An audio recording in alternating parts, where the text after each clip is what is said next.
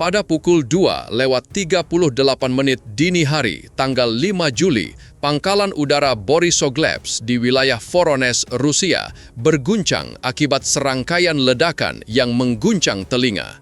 Sekelompok kendaraan udara tanpa awak kamikaze dari Ukraina yang disebut UAV diam-diam melintasi 93 mil wilayah perbatasan lalu menghantam tumpukan bom berpandu Rusia yang dikenal sebagai KAB, amunisi mematikan yang digunakan oleh jet tempur Su-34. Dalam hitungan detik, gudang bom itu meledak menjadi kobaran api yang membara, sebuah jet latih L-39 hancur lebur, dan sebuah Su-34 di dekatnya mengalami kerusakan parah. Serangan ini, yang dikonfirmasi oleh staf umum Ukraina, menyebabkan kerugian senilai ratusan miliar rupiah dan memperlihatkan kelemahan kritis di pangkalan yang diyakini Rusia sebagai benteng tak tertembus. Borisovlebsk, markas Brigade Udara ke-105, telah lama menjadi pusat komando untuk misi pengeboman yang menargetkan Ukraina.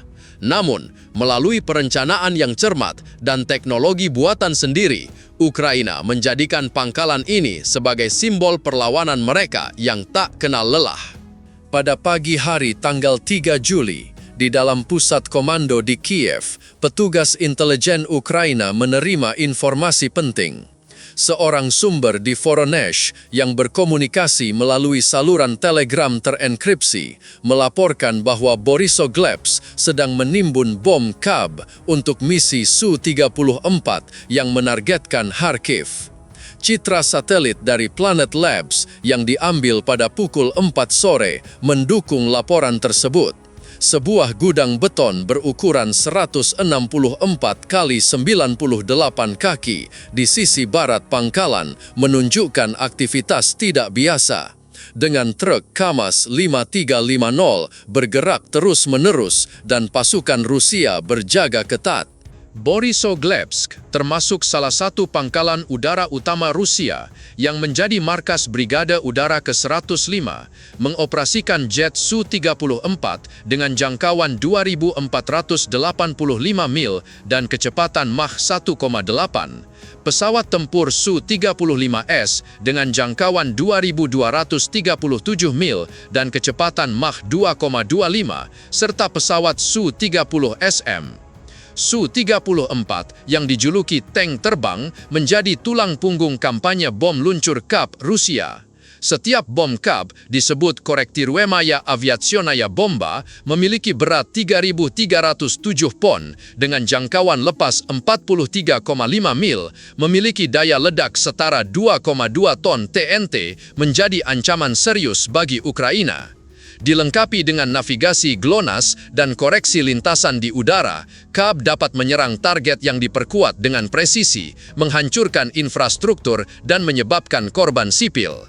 Satu KAB bisa meratakan gedung 5 lantai atau menciptakan kawah sedalam 33 kaki.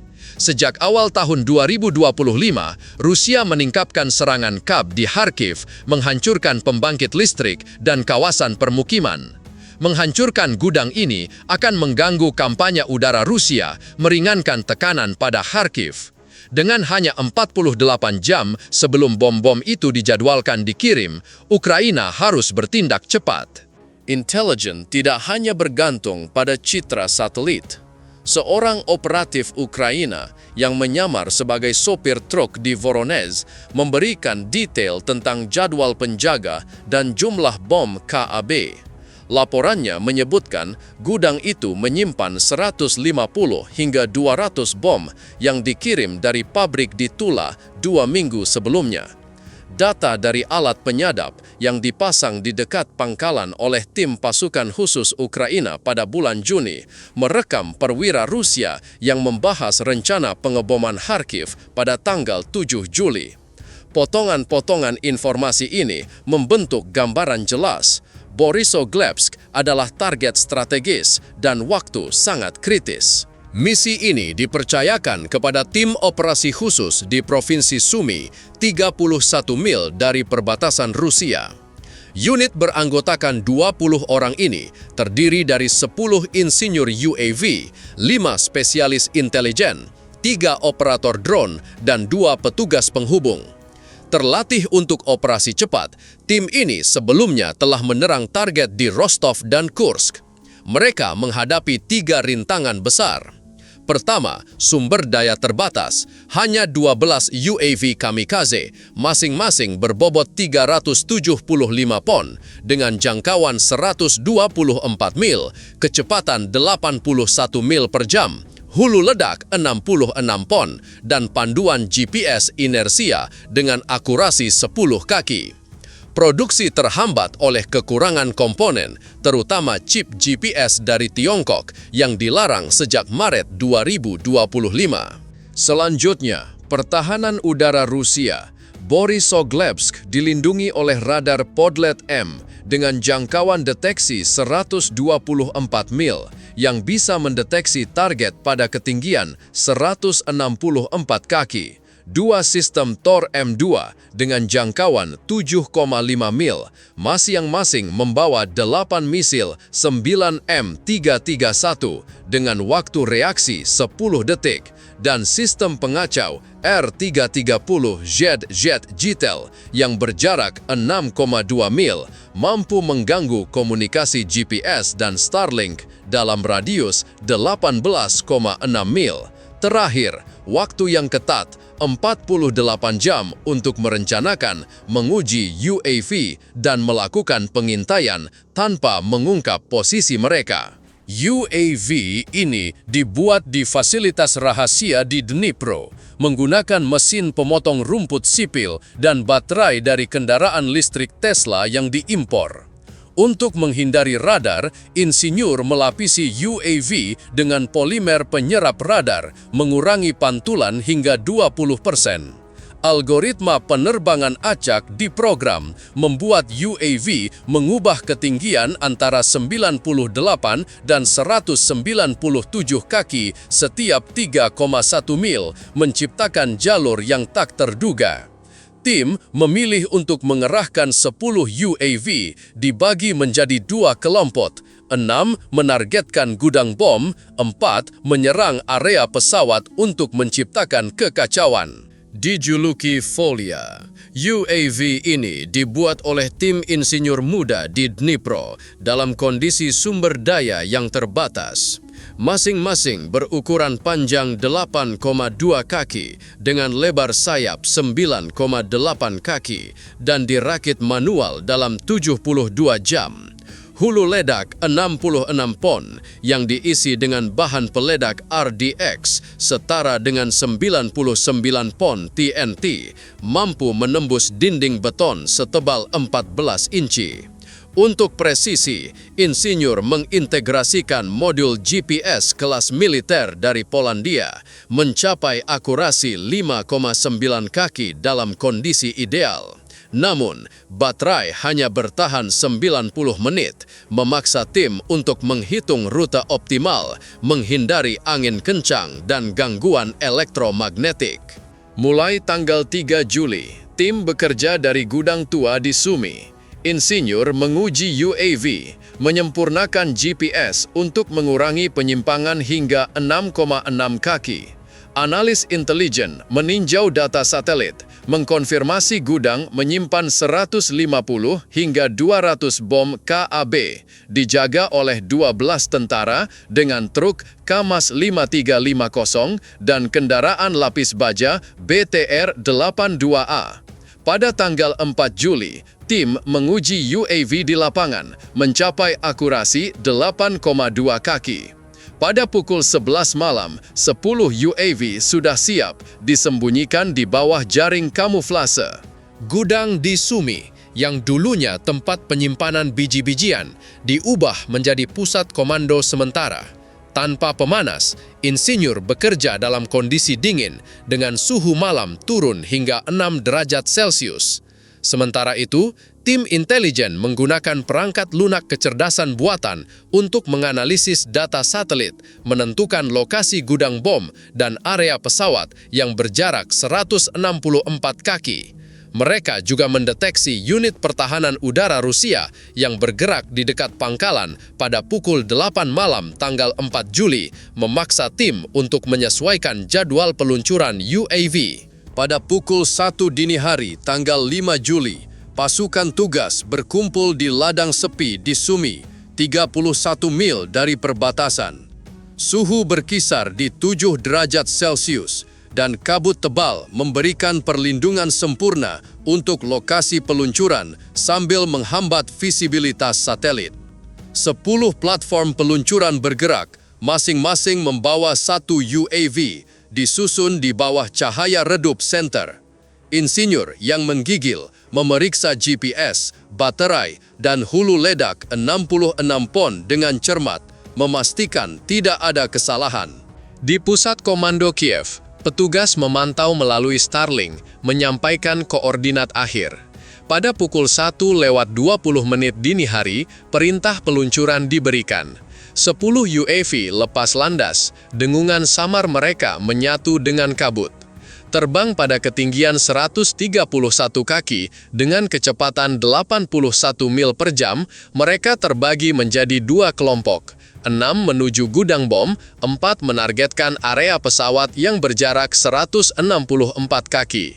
Di layar Starlink di Sumy, titik-titik stabil melacak kemajuan mereka, tetapi ketegangan melanda tim saat mereka menunggu tanda-tanda deteksi radar Rusia.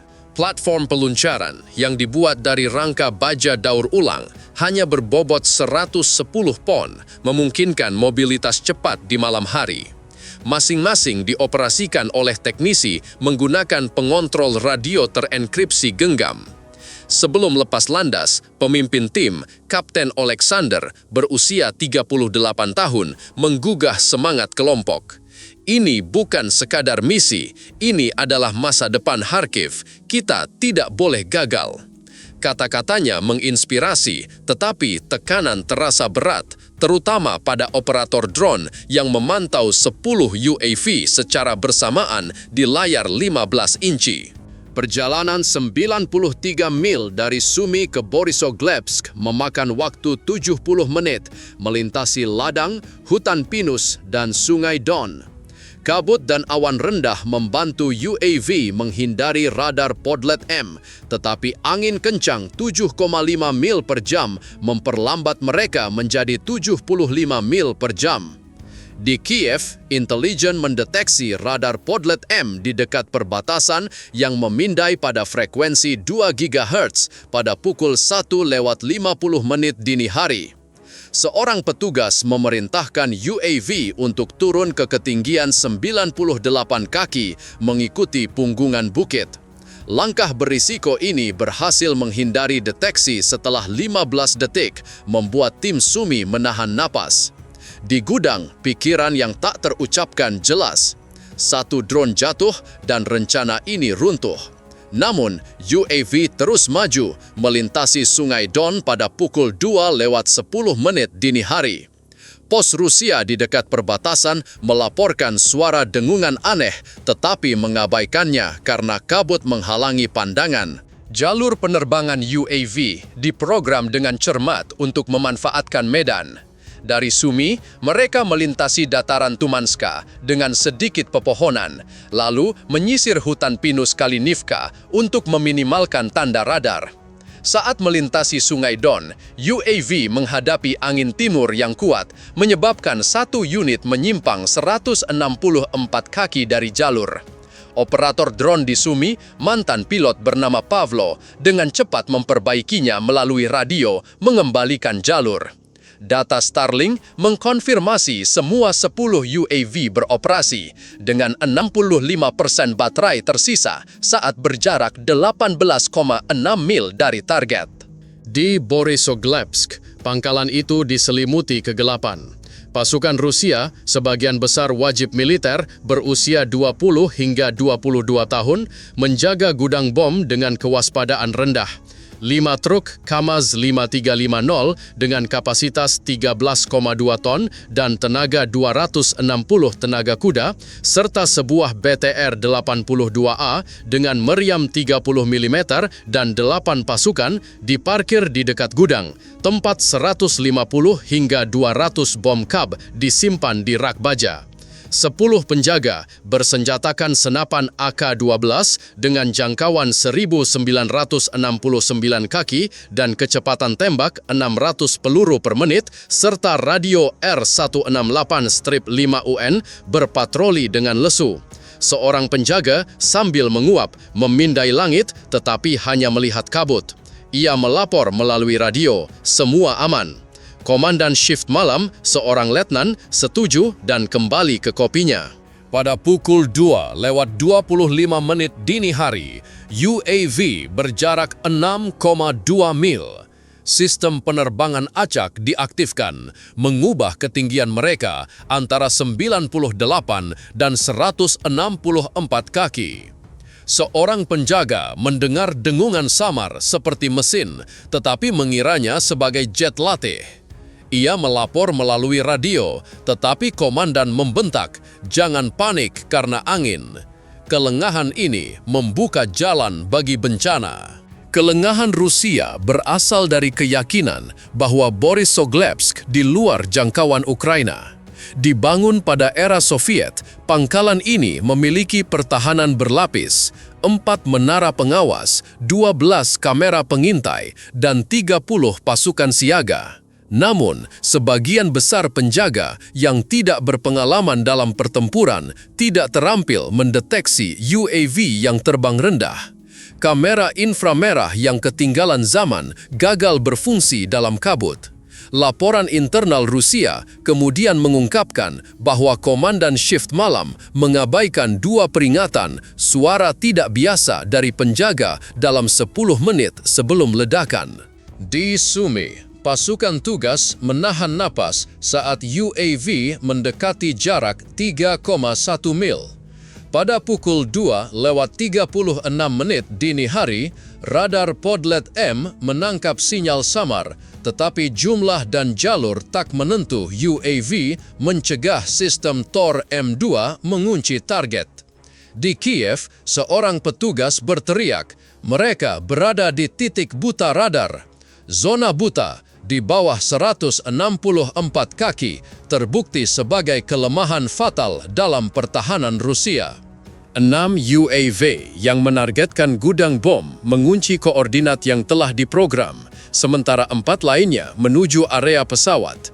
Data Starlink menunjukkan kecepatan 81 mil per jam dan akurasi 5,9 kaki tanpa misil penangkap.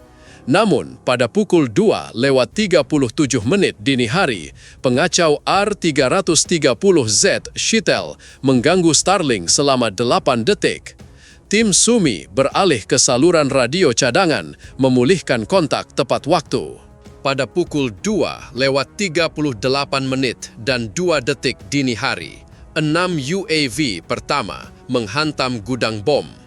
Hulu ledak 66 pon mereka meledak, menembus dinding beton setebal 14 inci dan memicu reaksi berantai dari bom KAB. Bola api besar setinggi 197 kaki meletus membakar area 8.611 kaki persegi. Pecahan baja dan beton berterbangan sejauh 394 kaki, menghancurkan 3 truk Kamaz 5350 dan melukai 4 penjaga.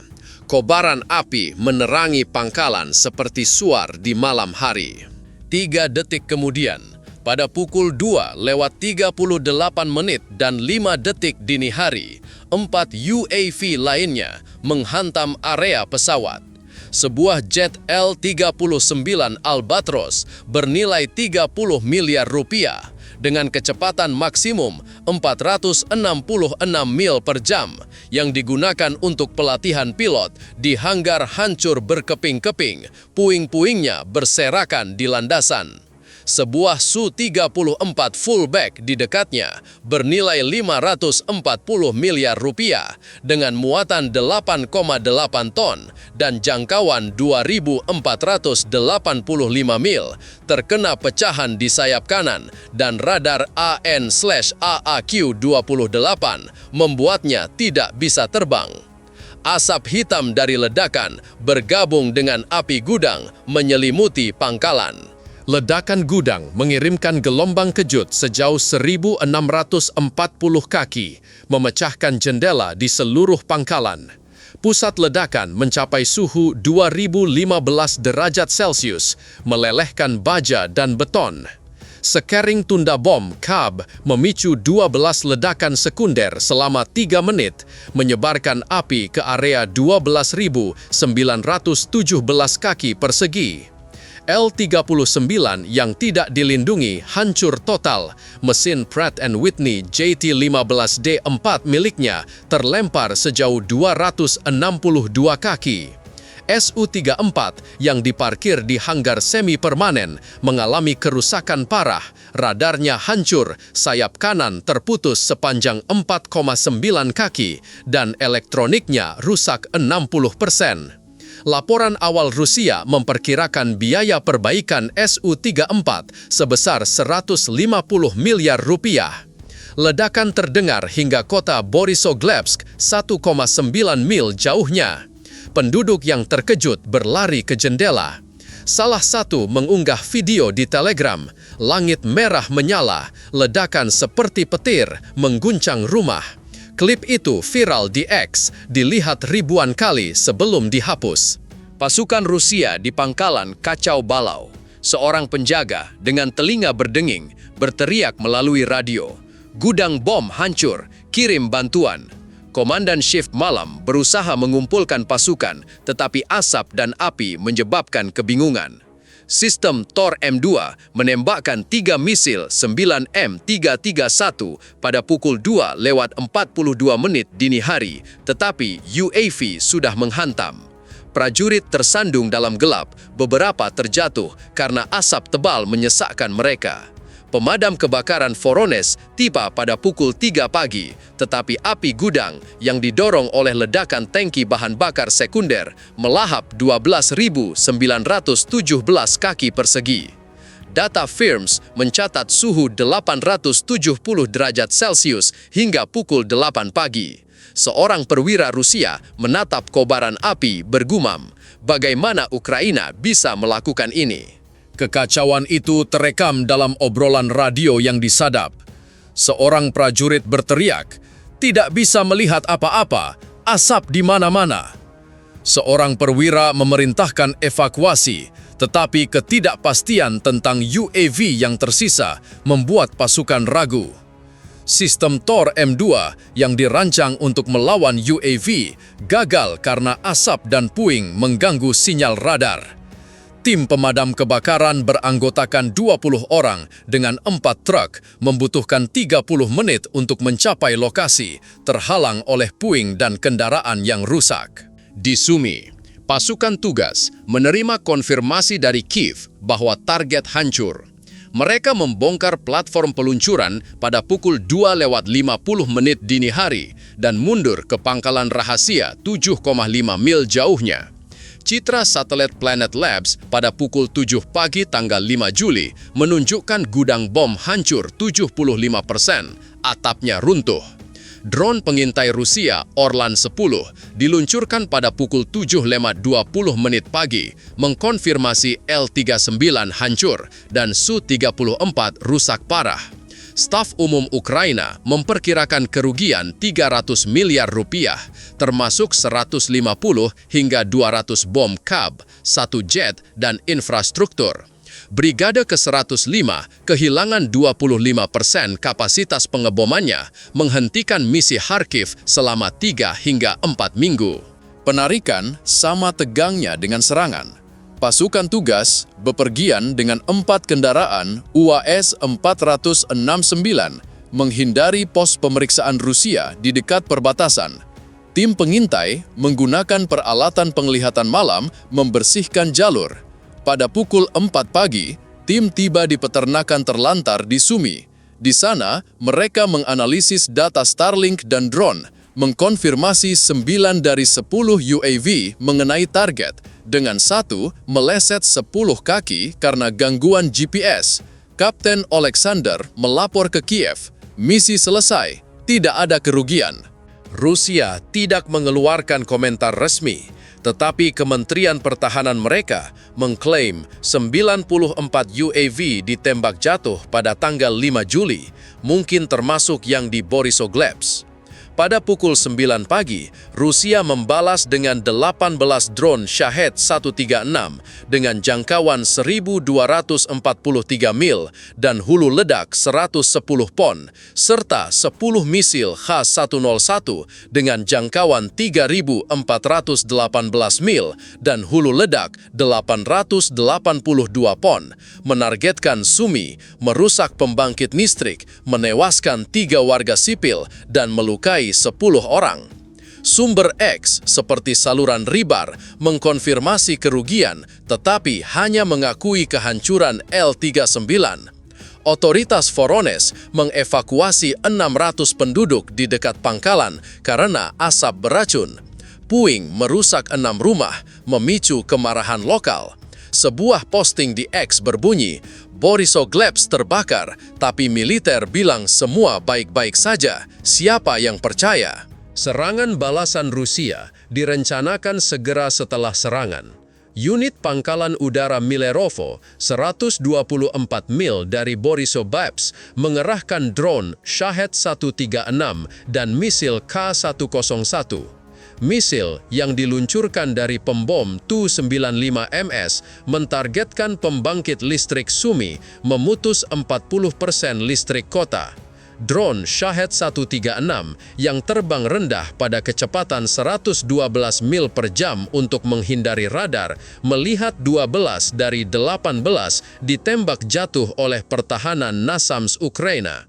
Serangan itu mendorong Ukraina untuk memperkuat pertahanan Sumi dengan 2 sistem Buk M1 tambahan. Serangan ini memperlihatkan celah pertahanan udara Rusia. Radar Podlet M dan sistem Tor M2 gagal melawan UAV yang terbang rendah, dan pengacau R-330Z tidak bisa mengganggu Starlink. Ukraina memanfaatkan ini, menghancurkan gudang amunisi di Rostov senilai 135 miliar rupiah pada tanggal 7 Juli. Semangat Ukraina melonjak dengan posting di X penuh kebanggaan. Borisogledsk adalah peringatan untuk Rusia, Ukraina tidak akan berhenti. Serangan ini meningkatkan kredibilitas Kiev di mata sekutu, membuktikan efektivitas teknologi dalam negeri mereka. Dampak strategis dari Borisogledsk melampaui kerugian material.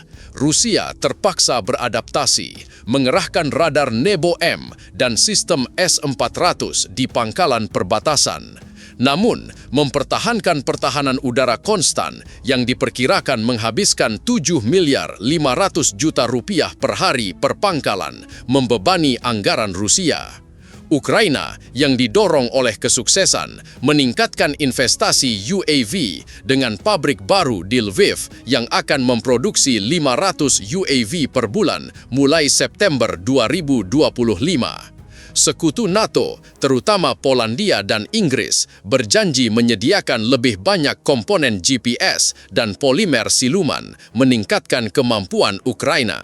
Serangan Borisogledsk adalah kemenangan Ukraina, memadukan teknologi, intelijen, dan tekad.